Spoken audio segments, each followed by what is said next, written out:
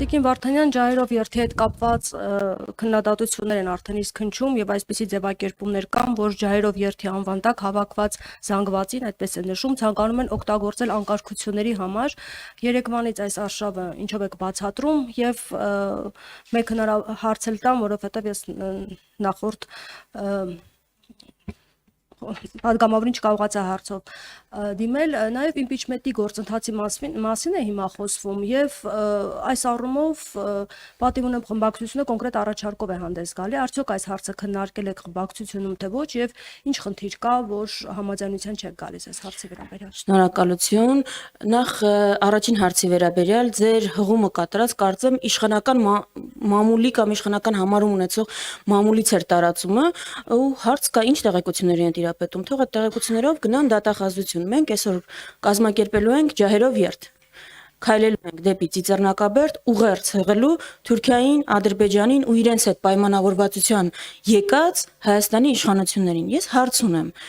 ջահերով երթը ինչու է այսպես թիրախավորվում։ Դա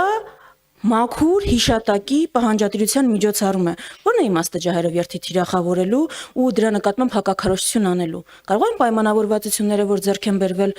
եւ Ադրբեջանի եւ Թուրքիայի հետ, իսկ կարող է դա խոչընդոտում օրինակ են պայմանավորվածությանը, ըստ որի սահմանադրությունից պիտի հեռացվի անկախության հռչակագիրը նախաբանից։ Մենք միշտ այս կոնտեքստում խոսում ենք, այս կետի մասին խոսում ենք այն կոնտեքստում, որ դրա պահանջը Ադրբեջանից, որովհետեւ այնտեղ կա Արցախի ինքնորոշման իրավունքին հղում, բայց մոռանում ենք, որ անկախության հռչակագրում կա նաեւ կետ, որտեղ ասում է, որ Հայաստանի Հանրապետությունը պետք է սատար կանգնի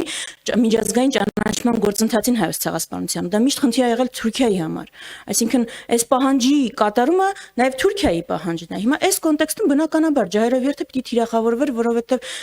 հակառակ ուղերձ հղող միջոցառում է։ Ես այս կոնտեքստում եմ տեսնում այդ մեղադրանքները։ Այդ մեղադրանքները եղել են բոլոր ցույցերի ընթացքում, ամեն անգամ այդ մեղադրանքները հասարակությանը վախեցնելու համար տարածում են որևէ մեծ միջոցառումից առաջ։ Դրա պատասխանը հասարակությունը, հանրությունը տալիս է իր մասնակցությամբ, այս անգամ էլ հուսամ անկախ եղանակային պայմաններից այդպես կլինի։ Երկրորդ հարցի վերաբերյալ, եթե այստեղ է արտահայտվել, ճիշտ ասած առաջ չեմ ունեցել լսել պատիվ ունեմի առաջարկը, չգիտեմ ինչ խնդիր եք հղում անում, խնդիր չկա։ Եթե կա իմպիչմենտի առաջարկ, մենք ենք առաջին հայտարարել իմպիչմենտի մասին 2022-ի օգոստոսին, եթե կա որևէ առաջարկ, բաց ենք, պատրաստ ենք քննարկել, ինչպես այս բոլոր շարժումների ընթացքում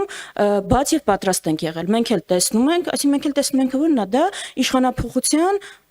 փուլերից, գործիքներից մեկն է եւ մեր պատկերացմամբ փողոցային շարժման փուլերից մեկն է։ Եթե որևէ առաջարկ կա, ինչպես միշտ, այս ուզում եմ շեշտել, պատրաստ ենք քննարկել։ Բայց այդ հարցը վաղուց է հնչում։ Հերմինե ջան, վերջում կտակ հարցը։ Հարց արդյոք չեք քննարկել երբևէ խմբակցությունում։ Անկեղծ ասած, ես պատիվ ունեմից առաջարկին տեղյակ չեմ, անկեղծ, եթե պատիվ ունեմ խմբակցությունից առաջարկ է անջել, ես ուղղակի տեղյակ չեմ։ Հայտարարություն է։ Տեղյակ չեմ, եթե հղում անեք կարդաք,